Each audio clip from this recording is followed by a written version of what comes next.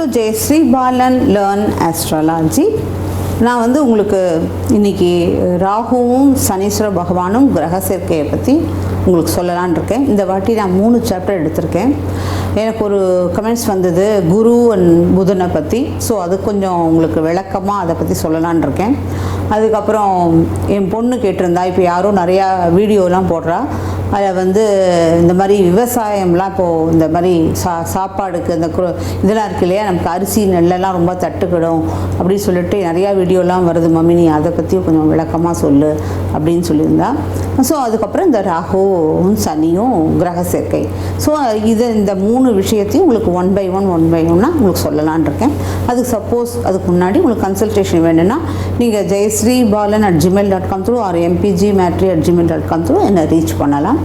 இப்போ வந்து மாதா பிதா குரு தெய்வம் அப்படின்னு நம்ம எப்போவுமே சின்ன வயசுலேருந்து நம்ம எல்லாருமே படிச்சிருக்கோம்.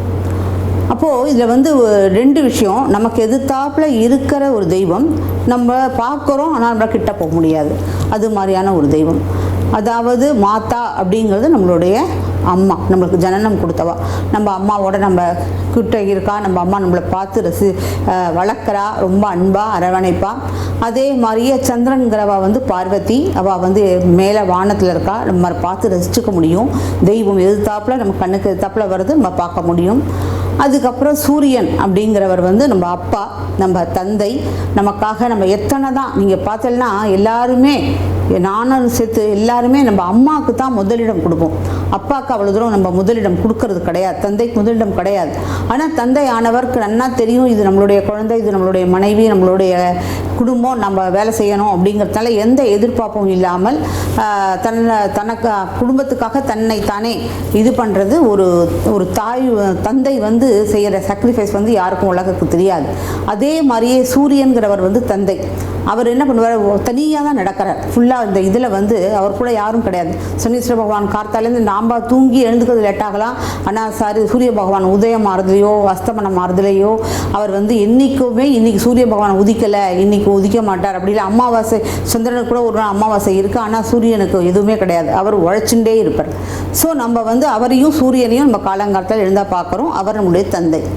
ஸோ இந்த குரு அப்படிங்கிறவருக்கு எப்படி நம்ம தாய்க்கும் தந்தைக்கும் நம்ம எதிர்த்தாப்பில் நம்ம பண்ணுறோமோ அதே மாதிரியே குரு அப்படிங்கிறவர் யாருன்னு கேட்டேனாக்கா, அந்த குரு வந்து நமக்கு பாடம் சொல்லி கொடுக்குறவர் குரு. நம்ம எதிர்த்தாப்பில் அவர் வந்து மாறுபடுறார். எப்படி கிரகங்களுக்கு தகுந்த மாதிரி குரு வந்து மீனத்தில் வந்து அவர் குருவே தான். அதே சமயத்தில் இதில் வரும்போது மேஷத்தில் வரும்போது செவ்வாய் இதுவும் முருகன் நமக்கு குருவாரார். அது மாதிரி கிரகங்களுடைய அதிபதிகள் வந்து எந்த இடத்துல குரு இருக்காரோ அவர் நமக்கு குருவாவோ. ஏன் அவ்வளோ ஆறுதுன்னு கேட்டால், நம்ம அத்தனை ஸ்கூலில் படிக்கிறோம், நமக்கு டீச்சர் மாறிண்டே போகிறோம். அது மாதிரியே தான் இதுவும். ஸோ இது மாதிரி ஒன்று இருக்கும்போது இது மனுஷியது. அப்போது இந்த மாதிரி தெய்வமாக இருக்கிற அந்த குரு யார், அவரும் தான் இங்கே இருக்கார், பூமியில் இருக்கார். ஆனால் நம்ம அவரை உணரவே இல்லை. அது யாரு கேட்டால் சமுத்திரமும் குரு தான். அவர் பூமியில் இருக்கார், நம்ம பார்த்துன்னு இருக்கோம். இந்த நிலமானது நீரை சூழ்ந்து சமுத்திரத்துக்கு நடுவில் தான் நம்ம உட்காந்துட்டு இருக்கோம். அதனால தான் அந்த காலத்தில் மூதாதைகள்லாம் சொல்லுவா, இதில் ஏதாவது இது அமாவாசை அது மாதிரிலாம் இருந்தால் சமுத்திர ஸ்நானம் பண்ணிட்டு வா அப்படின்னு சொல்லுவாள். சமுத்திர ஸ்நானம் பண்ணுறதுனாக்க நம்மளுடைய இதை வந்து பாவங்களை கழிகிறது. ஏன்னு கேட்டால் மீனம் வந்து சமுத்திரம், ஓகேயா. மீனம் 3 நம்ம இதில் வந்து காலபுருஷ தத்துவத்தில் 3 கிரகம் நீர் கிரகம், அதில் கடகம் இருக்குது. கடகம்ங்கிறது நதின்னு சொல்லுவாள். இது வந்து விருச்சிகம் வந்து குளம் குட்டை கிணறு அதெல்லாம் வந்து விருச்சிகம். மீனம் வந்து இது சமுத்திரம். ஸோ இதனால் குரு வந்து சமுத்திரம்ங்கிறது ரொம்ப நாலேஜ். இப்போ சமுத்திரத்துக்குள்ளே எத்தனை இருக்குது அத்தனையும் சமுத்திரத்துலேருந்து தான் வெளில வந்தது. அக்வாரியஸில் அந்த இதுலேருந்து வருது, கடைஞ்ச போது சமுத்திரத்துலேருந்து தான் அத்தனை விஷயங்களும் வெளியில் வந்தது. சமுத்திரம்ங்கிறது தான் நம்மளுடைய நாலேஜோட மொத்த இதுவே. அவர் வந்து ஒரு என்ன சொல்வார், நியாயமான பகவான். மற்றவளுக்கு இதுவும் பண்ண மாட்டார். அவர் வந்து ஜட்ஜ். அவர் வந்து எதுக்கு யாருக்கு அவள் என்ன கொடுக்கணுமோ அதை கொடுக்குறது. ஒரு ஜாதகத்தில் குரு நல்லபடியாக இருக்கணும், குரு நல்லபடியாக நல்லபடியாக இருந்தால் போகிறோம் வாழ்க்கை நன்னா இருக்கும் அப்படின்னு சொல்கிறா. ஏன்னு கேட்டேன்னா இந்த குருக்குள்ளே அவ்வளவு தத்துவங்கள் அடங்கியிருக்கு. குருங்களுடைய எப்படி எப்போ குரு இருக்கிற இடம் வந்து ரொம்ப இதுவாக எக்ஸ்பான்ஷன் சொல்லுவோம். ஏன்னு கேட்டால் சமுத்திரத்தோட ஆழத்தையும் சமுத்திரத்தோட நீள அகலத்தையும் நம்மளால் அளந்துட முடியுமா? முடியாது. அதே மாதிரி தான் சமுத்திரம்ங்கிறது நம்மளுடைய குருவானவரால் நம்மளால் அவருடைய அறிவுக்கும் அவருடைய இதுக்கும் ஆழத்துக்கும் இதுக்கும் நம்மளால், அதனால தான் எல்லாரும் சம்சார சாகரம்னு சொல்லுவோம். ஆஸ்ட்ராலஜியை வந்து சமுத்திரம்னு சொல்லுவோம். ஆஸ்ட்ராலஜியை வந்து ஒத்தருமே நான் எனக்குத்தான் ஜாதகம் தெரியும் அப்படின்னு யார் ஒருத்தன் சொல்கிறானோ அவனை போல ஒரு முட்டாள் கிடையவே கிடையாது. ஏன்னா அதுக்குள்ளே எத்தனையோ விஷயங்கள் தத்துவங்கள்லாம் அடங்கியிருக்கு. அதில் இருந்து ஒரு டம்ளர் தண்ணியை குடித்தாலே அவளுக்கு ஓரளவுக்கு ஆஸ்ட்ராலஜி வந்துடும். ஸோ அந்த மாதிரியான ஒரு விஷயம். அதே சமயத்தில் புதன் அப்படின்னு கேட்டேனாக்க புதன் வந்து எடுப்பார் கைப்பிள்ளை. அது மட்டும் இல்லாமல் அவர் வர்த்தகத்தை சேர்ந்தவர். அவருக்கு வந்து வியாபாரம் தான். ஹிந்தியில் விவசாயம்னு சொல்லுவாள், வியாபாரத்துக்கு விவசாயம்னு சொல்லுவாள். நம்ம தமிழில் விவசாயம்ங்கிறது நம்ம பயிரிடு நிலவு நடுற இது நிலவு இல்லை, அது பெருசாக பிளான்ட் செடி நடுறது அது மாதிரிலாம் நிலத்தில் போய் நடுறது, அதை வந்து நம்ம விவசாயம்னு சொல்லுவாள். ஸோ இது வர்த்தகம். புதன் வந்து வர்த்தகம் செய்யும்போது சாட்சி நியாயம் அநியாயம் பார்க்கக்கூடாது. ஏன்னா பொய் சொன்னால் தான் வியாபாரம் நடக்கும், பைசா வரும். அதனால அது மட்டும் இல்லாமல் அது எடுப்பார் கைப்பிள்ளை எல்லாரும் வாழ்ந்ததுனால அது எந்த கிரகத்தோடு இருக்கோ அந்த கிரகத்தோடு சேர்ந்துட்டு அது நல்லது பண்ண மாதிரி நல்லது பண்ணும், கெட்ட பண்ணும், ஃப்ராடு பண்ணும், பொய் சொல்லும், அத்தனையும் சொல்லும், எல்லாம் பண்ணும். அதுக்கான ஏன்னா அதோடைய பொழப்பே அப்படி தான். அதனால் அவர் வந்து புதன்கிறவர் வந்து நிறையா பேரால் வளர்த்தவர்னால அதனால் மெமரி அப்படின்னு வரும்போது கம்பேர் பண்ணும்போது உங்களுக்கே இப்போ தெரிஞ்சிருக்கும் யாருக்கு. இவரும் அறிவு தான், ரெண்டு பேரும் இன்டெலெக்சுவல் தான், ரெண்டு பேரும் அறிவு. புதன் நன்னா இருந்தால் தான் ஒருத்தருக்கு எத்தனை அளவு படிப்புக்கு நமக்கு படிக்க முடியும், ஆழம் எத்தனை தூரம் போக முடியும் அப்படிங்கிறது குரு. அது மாதிரி நமக்கு அது எந்த இதில் போக முடியும், எந்த அளவு நம்ம எந்த இதில் போக முடியும், எந்த ஸ்கீமில் போக முடியும் அப்படிங்கிறதெல்லாம் நம்ம வந்து புதனை வச்சு கண்டுபிடிச்சிடலாம். புதன் எந்த இடத்துல இருக்குது, என்ன மாதிரி பண்ணுறது, இப்படி எப்படி சனியை பண்ணுறோமோ அது மாதிரியே அவர் வச்சு கண்டுபிடிச்சிடலாம். ஆனால் மெமரி பவர் இவருக்கும் உண்டு. புதனுக்கு மெமரி பவர் இல்லைன்னு சொல்ல வரல, மெமரிக்கு உண்டு. ஆனால் கம்பேரிட்டிவ்லி நீங்களே பார்த்துக்கோங்க, சமுத்திரம் பெருசா இல்லை அந்த புதன்கிற ஒரு பிளானட் பெருசா? நீங்கள் பாருங்கள், சமுத்திரம்ங்கிறது ஒரு எக்ஸ்பேன்ஷன். அதில் தான் ஏன் ராகுவும் நம்ம எக்ஸ்பேன்ஷனாக ஏன் சொல்கிறோம்னு கேட்டீங்கன்னா அங்கே தான் சேஷன் நாகத்து மேலே நம்ம விஷ்ணு பகவான் சமுத்திரத்தில் தான் படுத்துட்டு இருக்கார்.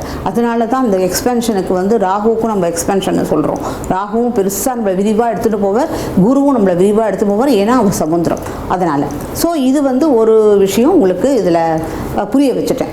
இப்போ அடுத்தது வரேன் என்னன்னு கேட்டேனாக்க, என் பொண்ணு சொன்னால் இப்போ டிசம்பர் மாதம்லாம் வந்தால் ரொம்பவும் பிரச்சனை வரப்போகிறதான், ஏதோ வீடியோ வந்துட்டுருக்கு, யாரோ என்னென்னோ சொல்லின்னு இருக்கா, அதனால் நீ வந்து அதை பற்றி சொல்லு அப்படின்னு சொன்னான். இப்போது நம்ம வந்து மீனம் வந்து சமுத்திரம்னு சொல்லிட்டேன். இந்த மீனத்துக்கு 10ஆம் இடம் எது? தனு. இந்த தனுரில் என்ன சிம்பிள்? உங்களுக்கு ஏரோ மார்க் போட்டிருக்கு இல்லையா? அது என்னது, எதனால் இருக்குது அப்படின்னு கேட்டால், ஏன் மற்ற இடத்துலலாம் இந்த மாதிரி ஒரு அம்பு எய்யறது அப்படின்னாலே என்னது? சண்டை இல்லையா? சண்டை சச்சரவு அது மாதிரி இருக்கும்போது தான் அம்பை போய் ஏறுது. மற்ற எந்தையாவது இந்த 12 சின்னத்தில் வேறு எதுலையாவது அம்பு இருக்கா? இல்லை. ஸோ இந்த 10ஆம் இடம்ங்கிறது கர்ம வினை. அது வந்து அந்த இடத்துல போய் சனீஸ்வர பகவான் போய் உட்காந்துட்டார். அதாவது நான் எப்போவுமே நிறையா என்னோடய வீடியோவில் சொல்லியிருக்கேன், இந்த தனுஷ் வந்து நம்மளுடைய சவுத் சைடு, நம்ம இந்தியாவில் அது சவுத் சைடுன்னு சொல்லியிருக்கேன். அதாவது தனுஷ்கோட்டியில் வந்து ராமர் சமுத்திரத்திட்ட போய் கேட்குறார், எனக்கு வந்து 3 நாளாக விரதம் இருக்கார், அவர் எனக்கு சமுதிரத்தை வழிவிடு, நான் போயிட்டு ஸ்ரீலங்கா போகணும் அப்படிங்கும்போது அவர் விடவே இல்லை. அப்போ இவர் அந்த தனுஷை எடுத்து அவர் மேலே அந்த பிரம்மாஸ்திரத்தை விட போகும்போது அவர் சமுத்திரம் அவர் வர மாதிரி, நீ இந்த மாதிரி பஞ்ச தத்துவத்தில் இந்த மாதிரி பண்ணால் பிரளயம் கிளம்பி விட்டுடும், அதனால் நீங்கள் அது மாதிரி பண்ணாதீங்கோ, அதனால் நீங்கள் வந்து இது பாலம் போடுங்க, அது சிங்க் ஆகாமல் நான் பார்த்துக்கிறேன் அப்படின்னு அவர் சொல்கிறதுனால அப்போ வந்து இந்த பாலம் வச்சு அவள் பேடுறா, அது ஒரு பக்கம் இருக்கட்டும். இப்போ இந்த தனுஷ் வந்து அதுக்கப்புறம் இந்த ஏரோ போயிட்டு கேரளாவில் போய் விழுறதுனால அங்கே தான் உங்களுக்கு வந்து நிறைய நமக்கு நாட்டு வைத்தியம் சித்த வைத்தியமும் இதுவாக இருக்கிறது வந்து உங்களுக்கு கேரளாவில் அந்த அம்புப்பட்டனால தான். ஸோ இது என்னத்தினால ஏன் இதை நான் இங்கே எக்ஸ்பிளைன் பண்ணுறேன் அப்படின்னு கேட்டால், இந்த கேது ஆனவர் தனுர்லையும் அந்த ராகு ஆனவர் போய் இதில் மிதுனத்துலேயும் இருக்கிறது வந்து இது ஒரு சண்டை, இது வார் கிரகம். அதனால இந்த இடத்துல இந்த மாதிரியான ஒரு அமைப்பு அமைஞ்சிருக்கு. ஸோ அதனால உங்களுக்கு பார்த்தீங்கன்னா இந்த தனுஷ்கோடியில் இது பெரிய ஒரு நல்ல விஷயம் கேட்டால், தனுஷ்கோடியில் தான் நம்ம பரிகாரம் எல்லாம் பண்ணோம், ராமேஸ்வரத்தில் பண்ணணும். ஆக்சுவலாக சொல்ல போனால் அந்தணர்கள்லாம் நிறைய பண்ணியிருக்கா, ஃபேஸ்புக்கில் வந்திருக்கு. இந்த மாதிரி ஒரு விஷயம் நடந்த உடனேயே அத்தனை அந்தணர்களும் சேர்ந்து ராமேஸ்வரத்தில் அவ்வளோ பெரிய பூஜைகள்லாம் பண்ணியிருக்கா. நம்மளாம் சொல்கிறோம் அந்தணர்களை ரொம்ப துவேஷமாக பேசுகிறோம், ஆனால் அது தப்பு. ஏன்னா அந்த காலத்தில் இருந்த மக்கள் குல கோத்திரங்கள் எல்லாம் இங்கே தெய்வங்கள் எல்லாம் வாழ்ந்து அனுபவித்து அவர்களுடைய குழந்தைகளாக தான் நம்ம பிறந்திருக்கோம். அதனால தான் நம்ம வந்து கோத்திரங்களை எல்லாம் சொல்கிறோம், எந்த ரிஷியோட குழந்தை இல்லாம அப்படின்னு சொல்லிட்டு. ஸோ அவளுடைய ஜிந்தா நம்ம கிட்டேயும் வந்திருக்கு. ஸோ நம்ம வந்து அவள் அந்த காலத்தில் சம்ஸ்கிருதம் பேசினா, அதே மாதிரியே அந்த சம்ஸ்கிருதத்தில் மந்திரங்கள் சொல்லும்போது நம்ம தெய்வத்துக்கிட்ட போகும்போது நம்மளுடைய பிரச்சனைகளை வந்து ஒரு சம்பாஷணைக்கு வந்து ஒரு இது பண்ணுறது வந்து அந்த சமஸ்கிருத ஸ்லோகங்களும் சமஸ்கிருத மந்திரங்களும். அதான் அந்தணர்கள் ரொம்ப அழகாக சொல்லி அது பண்ணியிருக்கா. இன்னும் அது கரெக்டான டைம் வரும்போது அந்த ஜூன் மாதம் கிரகணம் வரும்போது நம்ம இந்த பிரச்சனைகள்லேருந்து நம்ம வெளில வந்துடுவோம். இப்போ எப்படின்னு பார்த்தீங்கன்னா, ஆனால் என்ன ஒன்று எனக்கு பெரிய ஒரு குறை என்னதுன்னு கேட்டால், ராமேஸ்வரத்தில் இன்னும் தனுஷ்கோடி ரொம்ப நல்லா இருக்குது. ஆனால் ராமேஸ்வரத்தில் குளிக்க முடியல, ஒரே கச்சடா, ஒரு சாக்கடையில் போய் குளிக்கிற மாதிரி இருக்குது. அதே நீங்கள் காசியில் போனாலும், இப்போ பிப்ரவரி மாதம் தான் போயிட்டு வந்தேன். காசியில் 2 வாட்டி போயிருக்கேன். 2014 காசி போயிருக்கேன், 2000 இப்போவும் இந்த பிப்ரவரிலையும் போயிருக்கேன் 20ல். அது அப்போது அந்த சமயத்தில் ஒரே குப்பை, சாப்பிட்ற இலை, மாடு எல்லா இடத்துலையும். காசியில் கங்கையில் போனால் முதக்கும் குப்பை தொட்டியாக இருக்கும். இன்றைக்கி மோடிஜி வந்ததுக்கப்புறம் இப்போ போகிறேன், அந்த கங்கை ஜலம் அவ்வளோ தெளிவாக இருக்குது. ஒரு குப்பை தொட்டி இல்லை, ஒரு மாடு நடுவில் நிற்கலை, குப்பைகளெல்லாம் உடனே வாரிண்டு போகிறா. அப்போது அவ்வளவு ஒரு வாரணாசி வந்து மிக அழகாக மிக சுத்தமான ஒரு இடமா ஆயிடுது.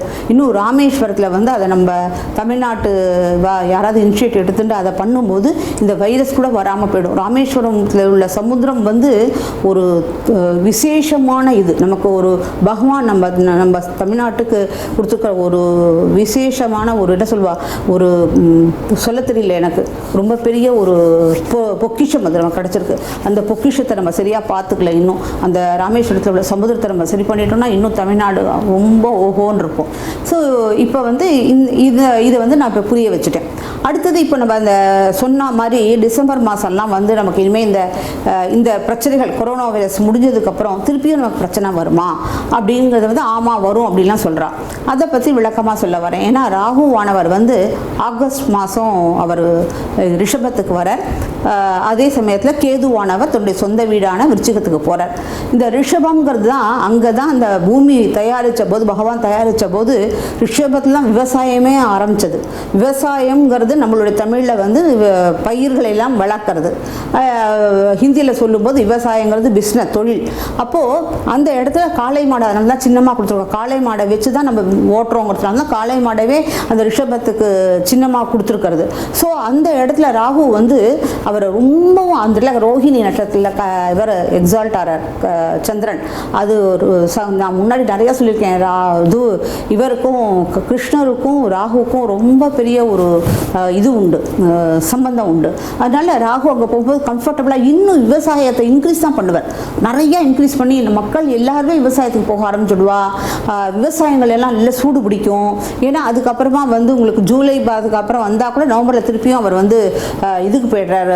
திருப்பியும் குரு வந்து அங்கே போய்டுறார், மகரத்துக்கு வந்துடுறார். அங்கேருந்து 5ஆம் பார்வையாக ராகுவை பார்க்குறார்.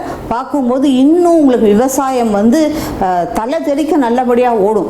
ரெண்டாவது கேத்துவும் தன்னுடைய இதுக்கு வந்துடுறார், சொந்த வீட்டுக்கு போய்டுறாரு. அவர் வந்து அந்த இடத்துல யாருக்கும் கெடுதல் எல்லாம் பண்ணக்கூடியவர் கிடையாது. அதனால் இது வந்து யாருமே கவலைப்படாதீங்கோ. ஆஸ்ட்ராலஜர் எல்லாம் தப்பாக சொல்லிட்டா அப்படின்னு எல்லாரும் நீங்களாம் சொல்லல, அது வந்து கிடையாது. நம்மளும் மனிதர்கள் தான். அதனால் அந்த நேரத்தில் கிரகங்களை வந்து பார்க்கும்போது தான், அந்த ஆகஸ்ட்டில் தான் எல்லாரும் அதை எங்கெங்கே மூவ்மெண்ட் இருக்குன்னு பார்க்கும்போது தான் எல்லாருக்கும் அது கரெக்டாக தெரிஞ்சுது. அதுக்கு முன்னாடி தெரிய வரல. அதுக்கப்புறம் நிறையா வீடியோஸ்லாம் வந்தது. எதனால எதுவும் கரெக்ட் உண்மையான ஆஸ்ட்ராலஜர் யாரும் உலகத்தில் யாரையும் ஏமாற்ற மாட்டா. நீங்கள் தப்பாக எடை போட்டிருக்கீங்க. அதனால் நாங்கள் ஏதாவது தப்பு செஞ்சால் மன்னிச்சுக்கோங்க. இப்போ வந்து ராகு அண்ட் சனீஸ்வர பகவானுடைய கன்ஜக்ஷனை பற்றி சொல்ல வரேன். இப்போது சனீஸ்வர பகவான் அப்படின்னாலே அவர் வந்து இரவு, அவர் வந்து ஒரு இறந்தவர்களுடைய உடம்பு எப்படி இருக்குது, ஜில்லுன்னு இருக்குது. ஸோ அது வந்து அவர் இரவு தான், அவருக்கு இருட்டு தான் ரொம்ப பிடிக்கும். சனீஸ்வர பகவானுக்கு பிடிச்சது ரொம்ப இருட்டு. அவர் வந்து சூரியன் பகவானுடைய சொந்த பிள்ளை. சூரியன் பகவானுக்கு நெருப்பு வெளிச்சம், ஆனால் இவருக்கு வந்து இருட்டு தான். இப்போது ராகுங்கிறவர் யாருன்னு கேட்டால் அவர் சாயா கிரகம். அவருக்கு நிழல், சூரியன் இருக்கும்போது தான் நிழல் விழும், ராத்திரியில் நிழல் விழாது. அதனால இது பார்க்கும்போது கான்ட்ராஸ்டாக இருக்குது ரெண்டுமே. இந்த சனீஸ்வர பகவான் இருட்டு, ஆனால் இவருக்கு வந்து ஜாஸ்தி நிழல்லாம் வேணும்னாக்க சாயா கிரகம் இருக்கும், நிழல் வேணும்னா இவருக்கு டே தான் சரிப்பட்டு வரும், இருட்டு சரிப்பட்டு வராது. ஸோ அப்படிங்கும்போது இந்த கன்ஜெக்ஷன் இருக்க வாழ்க்கை எப்போவுமே ஒரு தோணும், நம்ம எதுக்குடா பிறந்தோம், நம்ம தேவையே இல்லை, நம்ம சரியாக அனுபவிக்கலை, நம்ம இதுக்கு நம்ம பிறந்திருக்கவே வேண்டாம், நம்ம பிறந்திருக்கவே வேண்டாம் அப்படின்னு ஒரு உள்ளுக்குள்ளே ஒரு மனசு வந்துட்டே இருக்கும். இப்போ நம்ம எப்படின்னு கேட்டோம்னாக்கா இதில் நம்ம நெருப்பு கிரகத்தில் சப்போஸ் நம்ம இப்படியே பார்ப்போம், என்ன ஒரு நெருப்பு கிரகத்தில் போய் இந்த கன்ஜெக்ஷன் ஆயிருக்கு. அதாவது நெருப்பு கிரகங்கிறது வந்து உங்களுக்கு மேஷம், சிம்மம் அண்ட் தனுர். அப்போது நெருப்பு கிரகம் வந்து இவருக்கு செட்டே ஆகாது மேஷத்தில். அதனால தான் சனீஸ்வர பகவான் நீச்சம் அடைஞ்சுட்டார்.